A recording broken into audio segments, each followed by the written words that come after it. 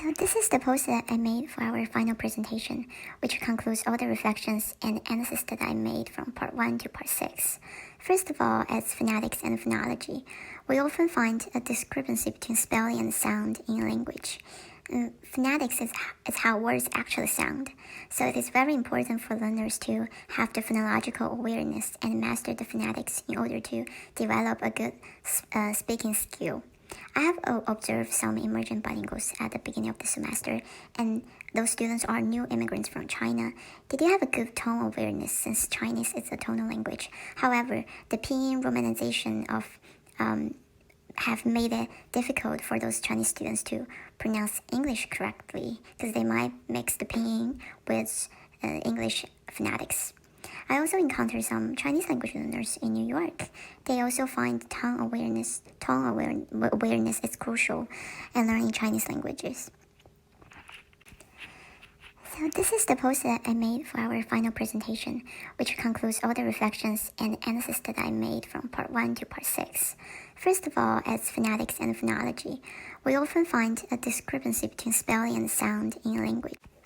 Regarding morphology is the study of how morphemes are built into other words and how words are structured in general. It is important for students to understand morphology and maybe master the pattern of how words are structured so that it will become easier for them to memorize new words or even guess what the word means. So it can be a really plus for their reading ability. In practice, teachers can have some morpheme games. For example, provide them with a prefix and then ask them to think of words that contain this prefix. Some students might build words that do not exist, but it still motivates them to use their use their knowledge about language and imagination to explore, and then eventually find the right pattern. Regarding morphology is the study of how morphemes are built into other words and how words are structured in general. It is important for students to understand morphology and maybe master the pattern of. With regard to translanguaging and code-switching, translanguaging or code-switching is a widely observed practice among bilinguals or multilinguals. Understanding translanguaging and code-switching, educators can better understand their students' behavior, because the new understanding is that rather than being a deficiency, translanguaging as a tool that bilinguals use to maximize their communication, to make their communication more fluent and accurate. With regard to translanguaging and code-switching, translanguaging or code-switching is a widely observed practice among bilinguals or multilinguals. Understanding translanguaging and code-switching, educators can better understand their students. Syntax is concerned with how language is structured. Without syntax, words cannot independently connect with each other and form a reasonable sentence, so it is important to master syntax. Many bilinguals might find lexicon, morphology, and even phonology easy, but they still find syntax very struggling to handle. And as educators, it's better for us to do the constructive analysis and understand the different syntax from different languages so that we can quickly identify students' confusion and problems and assist them overcome the obstacle. In the classroom that I observed, there are some new immigrants from China, and their language obstacle, there are many obstacles, but among those challenges, they do find syntax the most challenged.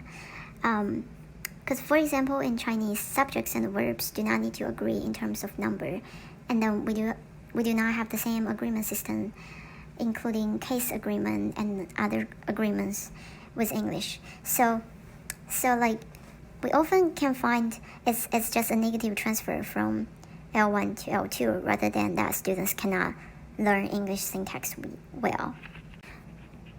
Syntax is concerned with how language is structured. Without syntax, words cannot independently connect with each other and form a reasonable sentence, so it is important to master syntax. Many bilinguals might find lexicon, morphology, and even phonology easy, but semantics is the study of meaning of words, phrases, and sentences. When it comes to semantics, we can use metaphor as an important tool to help students understand semantics or the meaning of sentences easier. We can use metaphors to elaborate abstract concepts such as peace, love, happiness through the symbolic system of language. Also, metaphor can be used as a source of evidence to analyze our conceptual system from a social and cultural perspectives. And in practice, educators can make metaphor games for students and then help them promote the fluency of thinking. For example, if it's a class for human brain for neuroscience, we can say brain as a forest or brain as a computer with the input and output system. So it's not a one-on-one explanation, rather it expands to another dimension that students can pick up more information and help them to understand the whole meaning and promote their fluency of thinking. Semantics is the study of meaning of words, phrases, and sentences. When it comes to semantics, we can use metaphor as an important tool to help students understand semantics or the meaning of sentences easier. We can use metaphors to elaborate abstract concepts such as peace, love. For part 6, it's an activity help to bridge school and the family, treat students' family and cultural backgrounds as a font of knowledge, and also through the activity, we hope to promote students' linguistic ability as well. So, the activity that I designed is to have students engaged as ethnographic researchers and ask each other interviews questions about their family backgrounds and the language that they use. So I thought of 3 interesting questions. First, what is your home language? Second, does your family speak a dialect? And 3, what's the similarity or difference between your home language and the standard English we use at school? And also ask them to give 1 example. This activity I actually never conducted in a real classroom. However, based on my observations and experience and the readings that we had in the semester, I can imagine that this hypothetical activity could be a good activity that bridges school and family, also helps students to know each other's backgrounds better, and together contribute to the school environment with the cultural diversity. Yeah, so I think first of all, this activity will encourage students to know each other.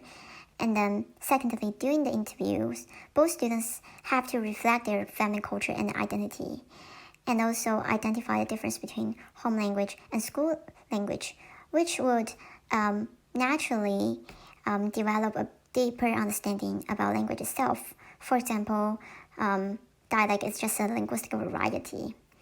And then hopefully students will come to understand at least 3 basic facts. Language change over time, language always have variations, and social identity influences languages. Linguistically speaking, those interview questions for this activity can guide students to do contrastive analysis between their home language and standard English. And they might think from phonetic, morphological, or syntax similarity or difference.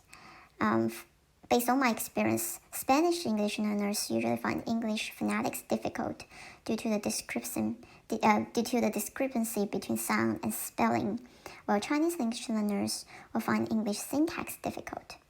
Overall, I think it's a great activity that can promote students' cultural awareness as well as their metalinguistic awareness. And then it will encourage or activate a lot of negotiations for meanings and discussions over linguistic features, and eventually promotes their linguistic skills as well as their understanding of language. For part 6, it's an activity help to bridge school and the family, treat students' family and cultural backgrounds as a font of knowledge, and also through the activity, we hope to promote students' linguistic ability as well. So, the activity that I designed is to have students engaged as ethnographic researchers and ask each other interviews questions about their family backgrounds and the language that they use. So I thought of 3 interesting questions. First, what is your home language? Second, does your family speak a dialect? And 3, what's the similarity or difference between your home language and the standard English we use at school?